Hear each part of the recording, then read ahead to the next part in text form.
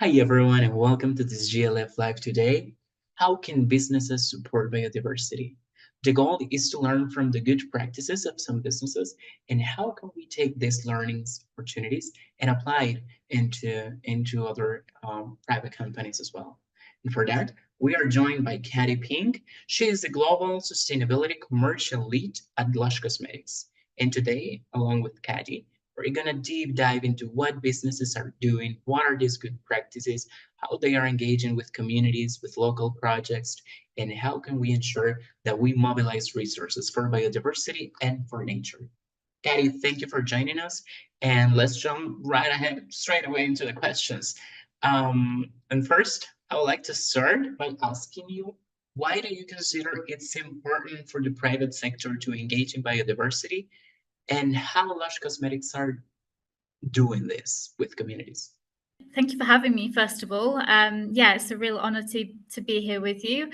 Um, so the question's around why is it important to us? I think for Lush as a business, we are very heavily reliant on natural materials, that are grown either within forest settings or within farming settings. And so, we're very heavily dependent on what nature provides us on this planet. And so, we've quickly found that, if you don't honor the cycles of nature and you don't do all the things you can to protect, then it doesn't pay back. We've seen it with the impacts of climate change. We see it on the impact of the farmers that we work with. And so I think, we're very dependent. A lot of our materials are also really dependent on pollinators, for example. So you can quickly see when, there's a disruption to the cycles of nature, you do have the loss of crops. You do have a loss of balance in forest settings. And, that's when climate change is accelerated. And so, I think as a business, we're very much connected to the natural cycles of things. And so, yeah, I mean, we found very early on in our days of purchasing materials that it's not really something that you can avoid. You need to be a part of, and you need to listen to what's happening, and you need to be on the ground working with communities and really understanding what the solutions are, or could be. So, yeah, I think we learned that from very early on, I guess. As a company.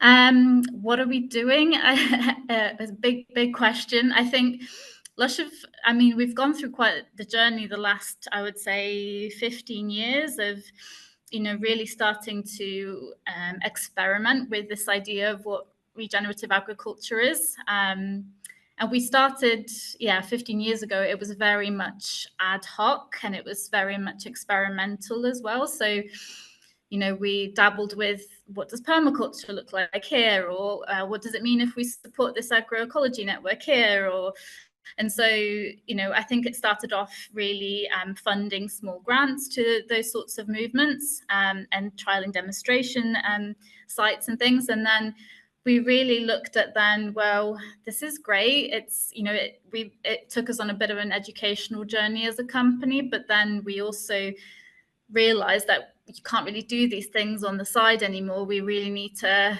find a way of incorporating these alternative ways of agriculture or growing materials into, our bigger supply chains. And we do buy, tons and tons of materials as a global company. And so, we quickly then moved to, okay, how do we scale this up? And then also, how do we support communities in building trade relationships as well? So not coming at it from a top sort of approach, but also really listening to what the needs of communities are and how could trading actually be a tool to achieve some of the conservation efforts. So I think we're in an interesting point at the moment as Lush where, we've gone through the journey of being quite experimental. We've then gone to look at, well, what does the science tell us? We've done a full analysis of our carbon footprint, and done, more granular work on looking at, insetting and all those things. But, we've also been disheartened by some of that because it doesn't have that holistic approach. And so, we're now at the point where we're really focusing on priority landscapes, within, the ecosystems that we're working in, and really taking a more of a targeted approach. And then, so I think it's quite an exciting time. We're about to launch more of a broader landscape approach program, which is, very exciting. Well, from what you're mentioning, there is a lot that businesses can do in the context of nature, especially when they heavily rely on it. And that's something that is not new. The World Economic Forum, for example, and I'm glad that you mentioned that, found out that, at least half of the world's GDP is heavily relies on nature, which means that is why we need to protect it, to preserve it, and to try to, to create the best practices in order to continue in operation, but also to engage in the best possible ways with communities, which is also something that you mentioned that Lush is doing. And I want to understand a little bit more the learnings that Lush has gotten from engaging in that way with communities. I know that there has been this sort of involvement across Lush value chain in terms of sustainable sourcing and supporting local and indigenous communities to preserve ecosystems to some extent. So I would like to ask on that, how has been the learnings in that regards, and how does that translates into positive impact towards communities and territories in general? Yeah, that's an interesting question. We've had a lot of learnings for sure.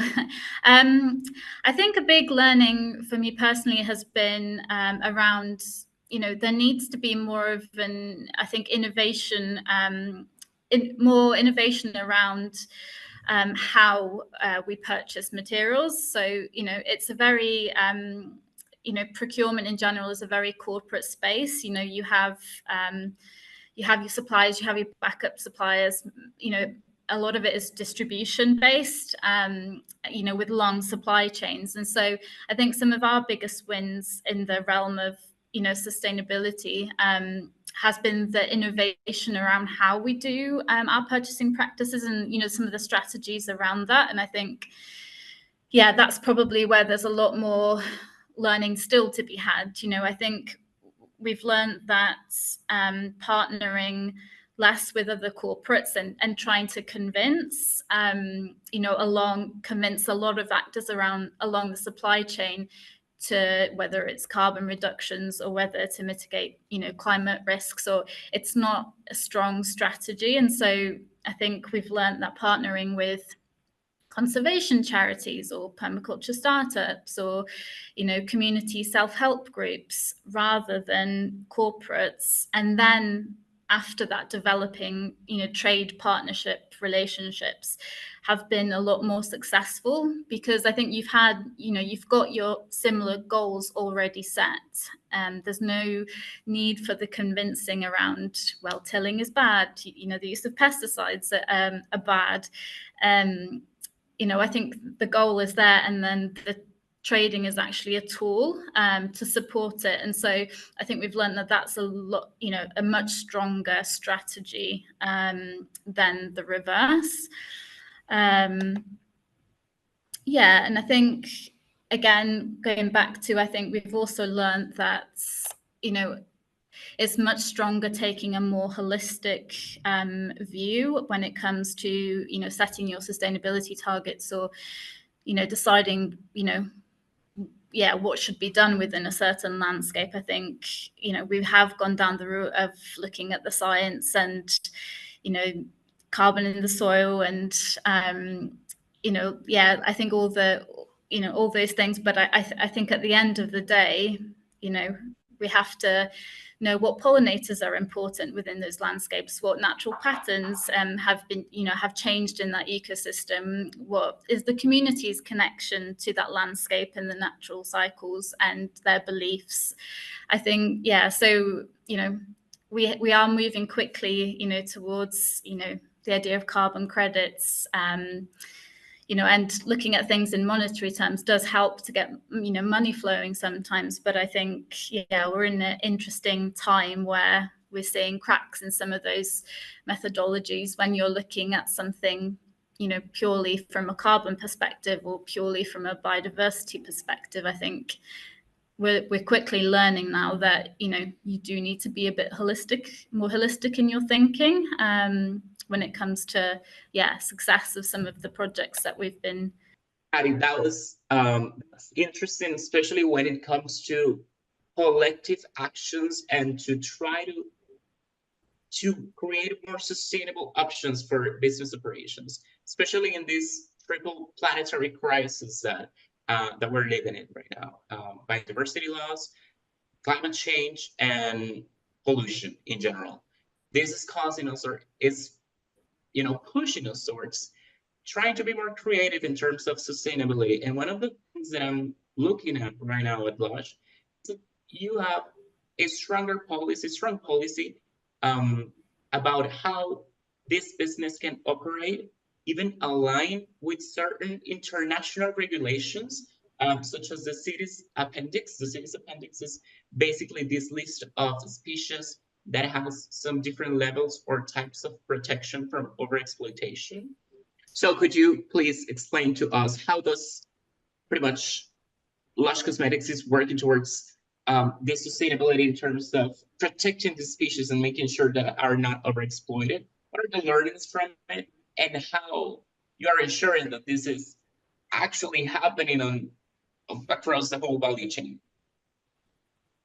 Yeah, I think we've found historically the CITES appendix really helpful as a tool to refer back to when we're looking at material-based strategies, and also understanding the vulnerability of the ecosystems that we're working with, even if it's not the certain species that we're sourcing. So I think it's a really valuable tool. So we do have some materials that that are threatened, such as tonka, lipe, frankincense. Those are some of the materials that are also under CITES appendix. So or perhaps also might be on the verge of. So historically we've debated often what's the most impactful thing to do.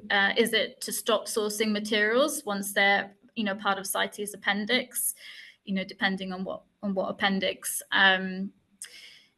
or is it to work with the materials and to make sure that we're ensuring we're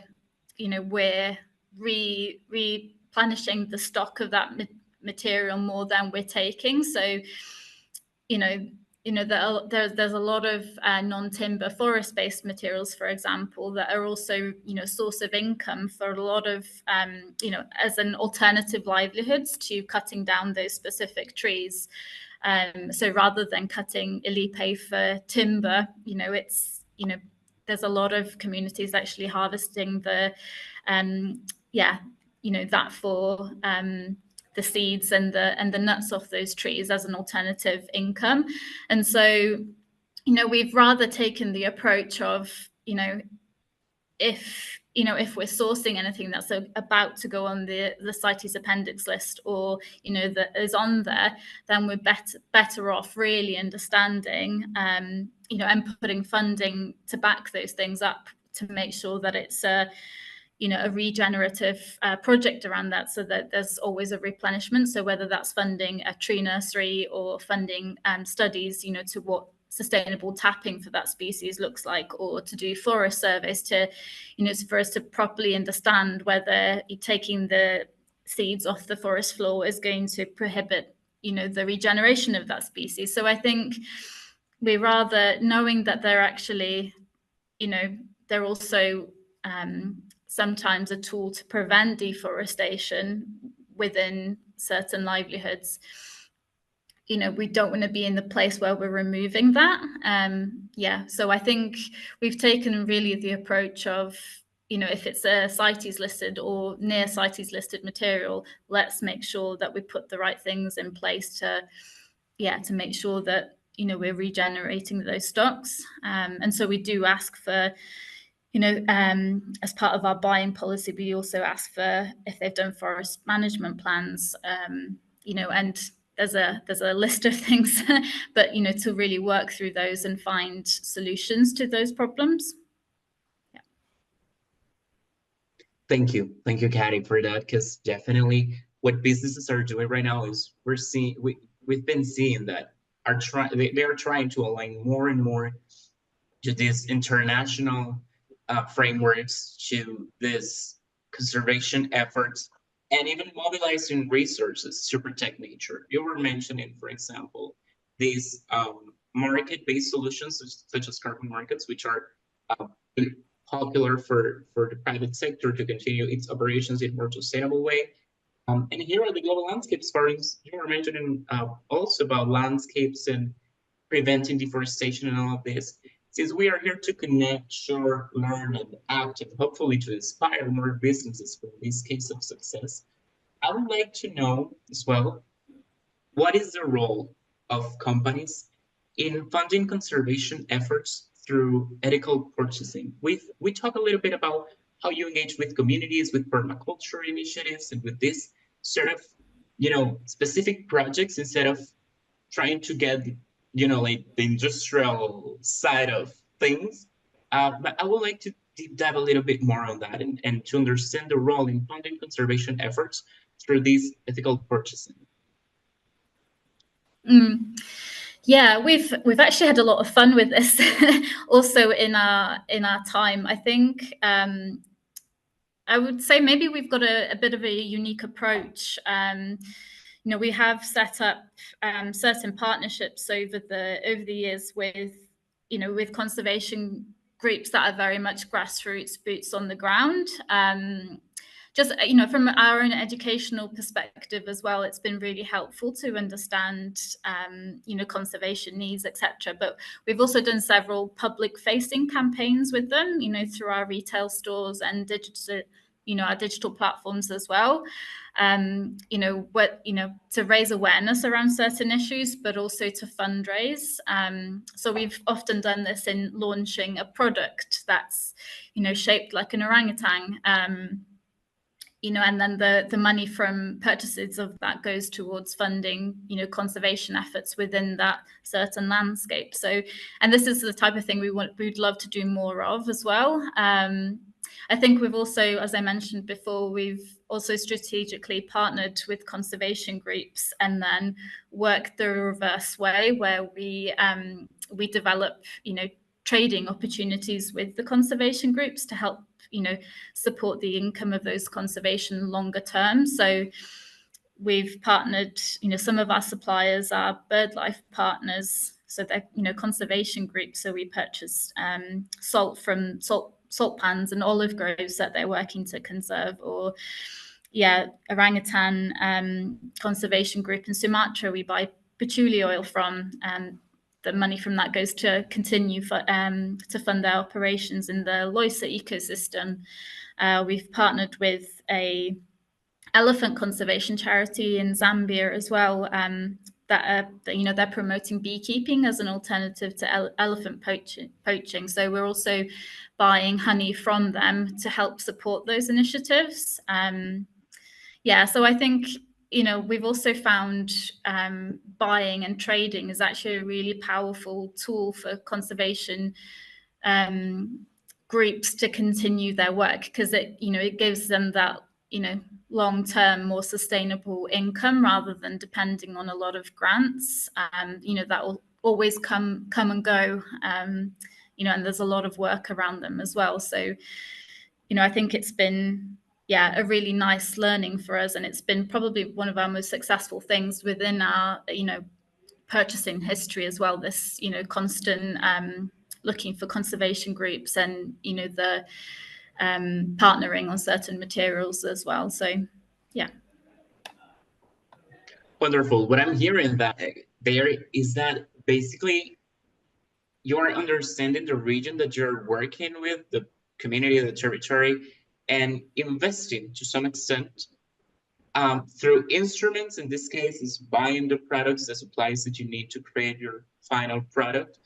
That comes through these local knowledge and networks, and also trying to implement a value chain approach that brings socioeconomic benefits. That's my understanding of what this business operation is doing, which is again a great learn and a great opportunity for us as the JLF to mention that here this conversation is happening in the context of the Biodiversity COP, the Conference of the Parties, the United Nations Conference of the Parties on Biodiversity happening in Colombia.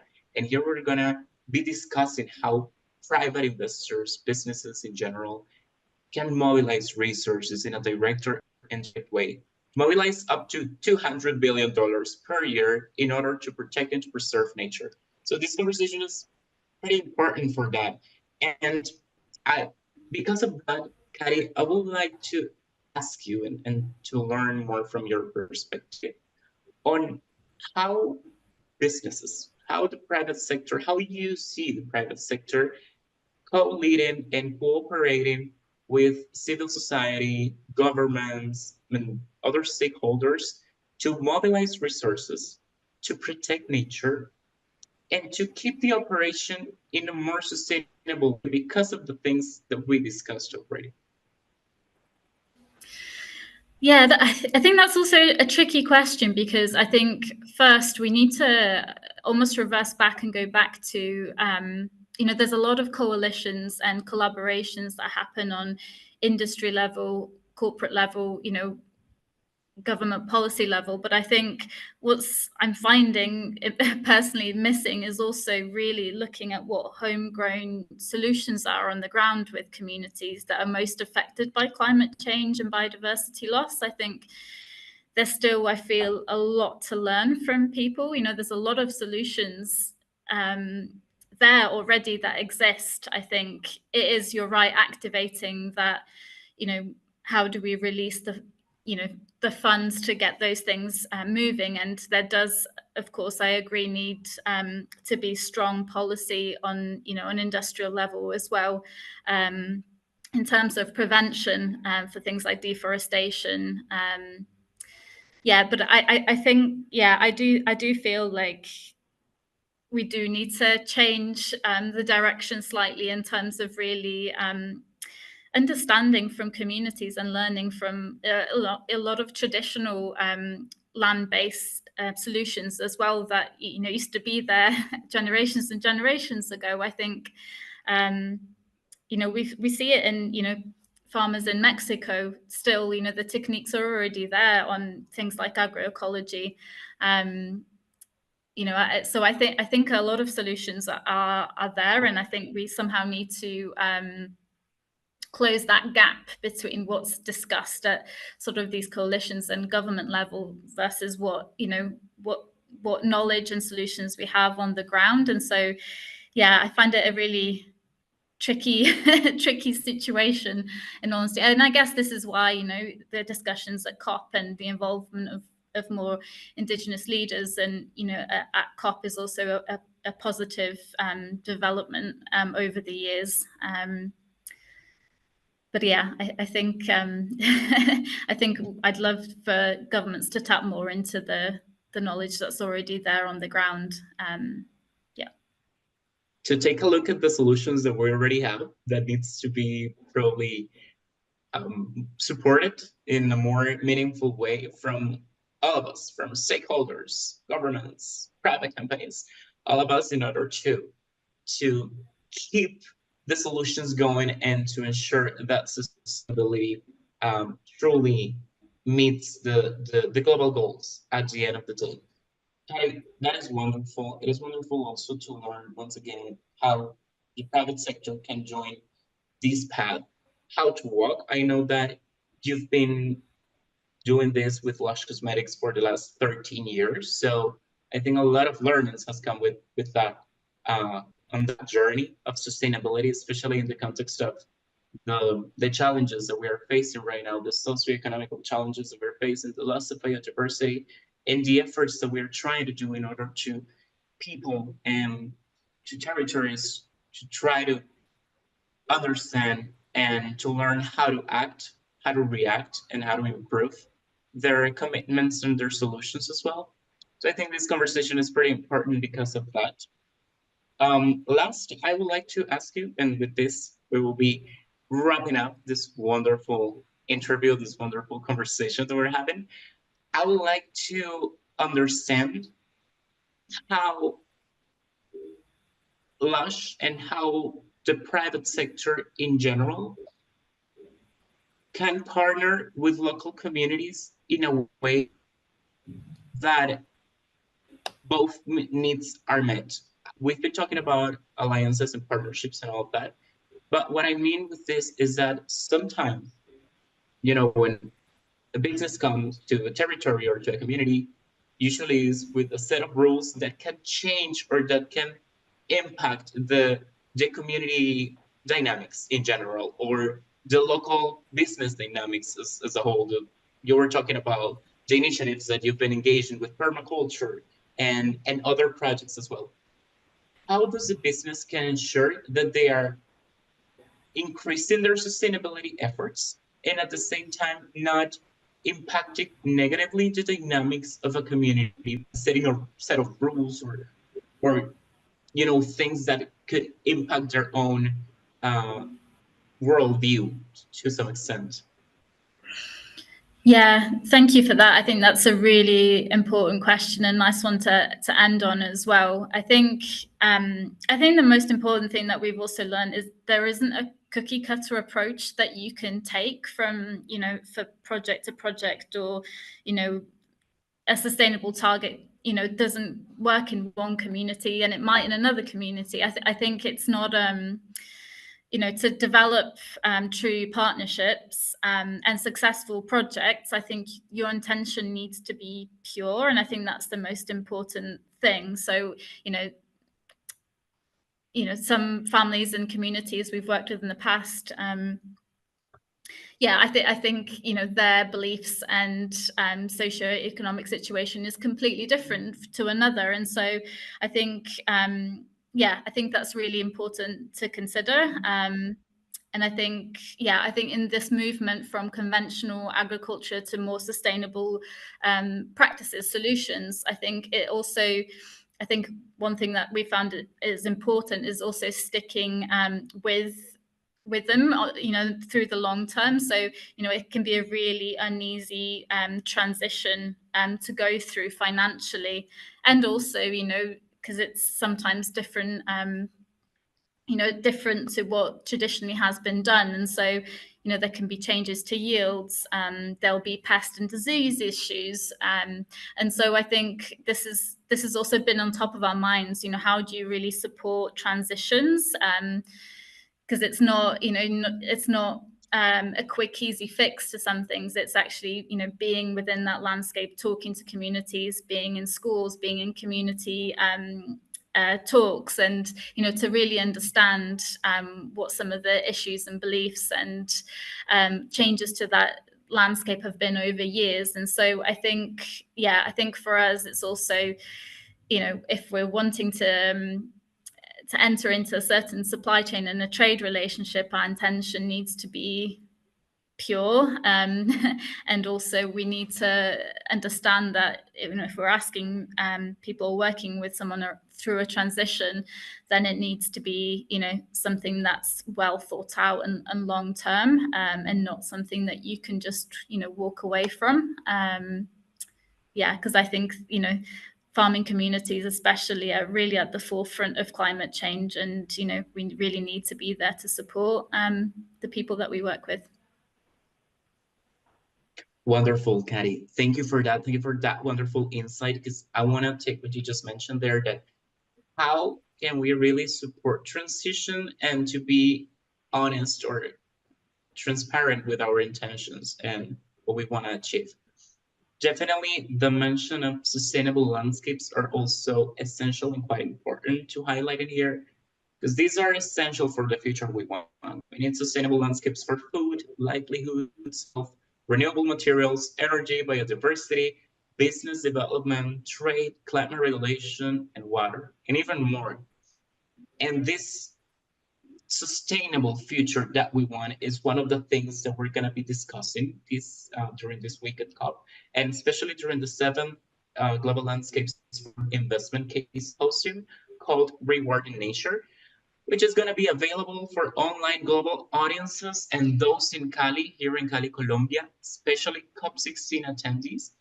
This is a wonderful opportunity to network with leaders from private sector, innovators, financiers, solutionists, policymakers, local communities, and many other people. So I invite you all, our audience, Cadi, you too, to join us during this seventh investment case symposium, to join the discussion, to learn about this, and to try to promote and provide solutions to the global issues and to try to mobilize more resources and tools for biodiversity and conservation in general. Cadi, it was an honor having this interview with you. I hope you have a wonderful day, and for our audiences, the same. Have a wonderful day, everyone. Thank you so much. Thank you. Bye. Picture a future where finance and nature grow together. Join us on the 25th of October to find out how. At the 7th GLF Investment Case Symposium, you'll be joined by thousands in Cali, Colombia, or online from all around the globe. Discover how green bonds, biodiversity credits, and debt for nature swaps are revolutionizing the future of finance. Explore cutting-edge AI and digital solutions. Connect with industry leaders, financiers, and innovators. Build partnerships that drive public, private, and blended finance. Grab your ticket now and learn how you can grow your portfolio and help build a prosperous future for our planet. Your investment can make a difference. Are you in?